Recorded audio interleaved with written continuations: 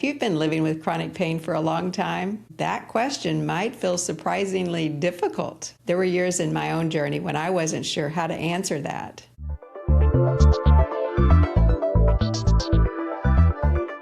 Today, I'd like to ask you one simple question. It's the same question I ask at the beginning of every coaching session and every support group meeting that I lead. You ready? What are you thankful for? Now, if you've been living with chronic pain for a long time, that question might feel surprisingly difficult. There were years in my own journey when I wasn't sure how to answer that. Not because I didn't have lots of blessings, but because pain had become so loud that at times it drowned out almost everything else.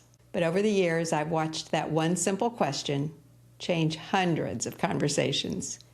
And it's continued to change me too. So today I'd like to talk about the power of gratitude. Not because gratitude erases our pain or magically fixes our problems, but because gratitude has a remarkable way of helping us notice that pain is not the only thing that's true about our lives. And it reminds our nervous system that danger is not everywhere. When our nervous system begins to calm, things begin to feel better. But pay attention to this important distinction. We're not talking about pretending everything's okay. We're talking about widening our view. You might remember an earlier episode where we talked about what I call the flashlight principle. Wherever the flashlight shines, that becomes what we see most clearly. Pain naturally shines the flashlight on what's wrong, what's hurting, what needs fixing. And that's totally understandable, isn't it? Pain demands attention. But gratitude, it asks a different question. Not what's wrong, but what's still right. Not what have we lost, but what's still there. You know, these questions point the flashlight in different directions. There was something that happened occasionally during my pain journey. I'd go to my orthopedic appointments and I'd sit and visit with Jim or just sit quietly in the waiting room. And while we waited, I'd look around and I'd see people in wheelchairs, people recovering from surgery, people who could barely even stand, young people and old people, parents and grandparents, every one of them carrying something difficult. And I never walked out thinking, well, my pain doesn't matter. That wasn't it. My pain was still very real.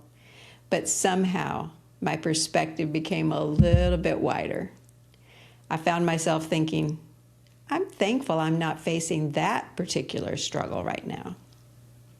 It didn't make me feel guilty for hurting or minimize my pain, really. It just reminded me that every person in that waiting room was carrying a burden, including me. And somehow that made the world a little bigger than my pain.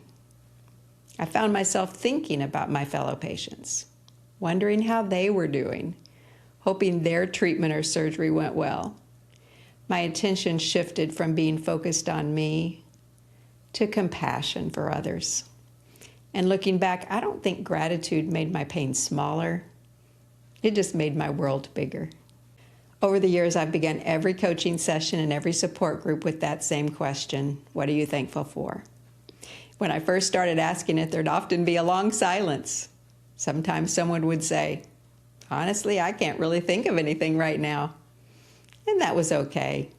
It's really understandable because so many things seem to be going wrong.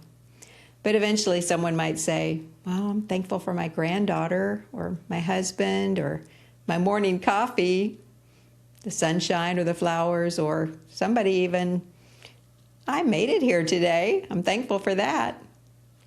Just one small thing, and that was enough. But something really beautiful starts happening over time. Now I have clients who arrive already thinking about their answer. Sometimes they'll smile and say, I've got mine today.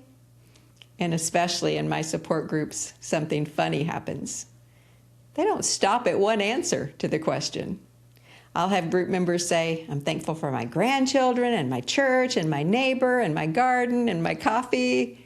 And eventually I have to laugh and say, okay, we only have time for one, everybody. We've got an entire meeting ahead of us. But that's a pretty good problem to have, isn't it? Because it tells us something. Gratitude has become a habit. Not because they're forcing themselves to think positively, but because they slowly begin noticing things that they had not been noticing before. One thing I've noticed in my support groups is that as people begin sharing small things they're thankful for, the atmosphere changes in the room. People begin smiling, listening, laughing, encouraging one another. It's pretty amazing to watch. Our pain doesn't necessarily go away, but the first thing our brain focuses on changes. Instead of immediately focusing on pain, our brain has the possibility of focusing on gratitude. That doesn't solve everything, but it changes the conversation. And guess what? Sometimes changing the conversation changes the whole day. There's a story that stayed with me for many years. Corrie ten Boom and her sister Betsy were imprisoned during World War II. In the middle of incredibly difficult circumstances, Betsy encouraged her sister Corrie to start giving thanks, even for the fleas in their barracks. At first, it seemed impossible for Corrie to even imagine doing that. Why would anyone be thankful for fleas? Later, they learned that the guards avoided entering their barracks because of those fleas, which allowed the women the freedom to pray, to encourage others, and study the Bible together. I don't tell that story because we should always be thankful for our pain, but I do believe that sometimes, even in the middle of hardship, there's unexpected gifts that we cannot yet see. That story reminds me to stay open to the possibility that goodness can exist alongside some suffering. One of the biggest misunderstandings about gratitude is that people think it means pretending everything's okay. That's not been my experience. Gratitude doesn't deny that things can be painful, but it refuses to let what's painful become the only thing that we see. There are still hard days, still tears and frustrations, doctor's appointments, setbacks and flares. Even after learning to manage my pain much more effectively, I still have some rather difficult days.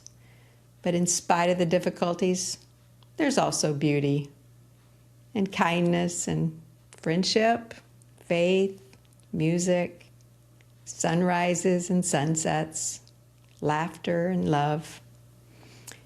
Both difficulty and gratitude can exist at the same time. So before you and I finish today, I'd like to ask you the same question I ask every coaching client, every support group, and every single meeting. What are you thankful for? Just one thing. Don't worry if it's small. Sometimes those small answers can become the biggest blessings. Maybe today you're thankful for a friend or your pet or a warm cup of coffee. Maybe you're thankful you made it through another difficult day. Maybe you're thankful for a quiet morning, a favorite song, or that you found this community. Whatever it is, pause long enough to notice it, because gratitude has a wonderful way of reminding us that life is still full of beautiful things. And I'd love to invite you into something here on the channel. Whether you're listening to this video soon after it's been posted or even after it's been recorded for a couple of years, would you share one thing you're thankful for in the comments below? Not just for me, but for each other. Imagine someone having a really difficult day, scrolling through many comments from people living with chronic pain who are finding little glimpses of goodness. Your words might be exactly what someone else needs today. One grateful heart can encourage another. Thank you for spending this time with me. Until next time, keep looking for those small blessings. Sometimes they're a lot closer than we think. I'll see you on the next video. But until then, remember, Your pain is real. There is hope. And my goal is for you to have your pain in the rear view.